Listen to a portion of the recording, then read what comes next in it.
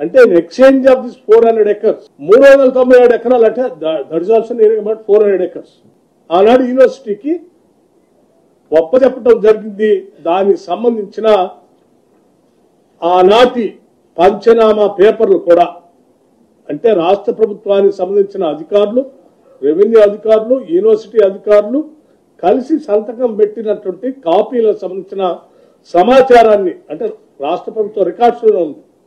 ఈ సమాచారాన్ని మీకు పూర్తిగా అందించాలనే నేను ఈరోజు ఈ సమావేశం మీకు పెట్టి వాస్తవ పరిస్థితులు చెప్పాలి. అంటే ఇప్పుడు మనం మాట్లాడుకునేది ప్రజలు సర్క్యులేట్ చేసేది ఈ 400 ఎకరాలకు సంబంధించి ఆల్రెడీ ఎక్స్చేంజ్ ఆఫ్ ల్యాండ్ యూనివర్సిటీకి ఆ రోజు ఇచ్చేశారు.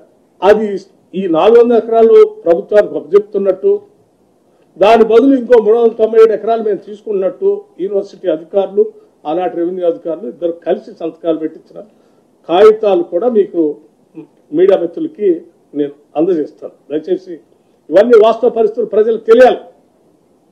ఎందుకంటే అబద్ధాలు మీదనే బతుకుతున్నటువంటి కొన్ని రాజకీయ పార్టీలు అడ్డగోలు సమాచారాన్ని ఏదో రాష్ట్ర ప్రజలకు ఇచ్చి ఓ తప్పుడు ప్రచారం చేసే ప్రక్రియకి పెద్ద ఎత్తున తెరలేపారు. అంటే వేరే దొరక్క.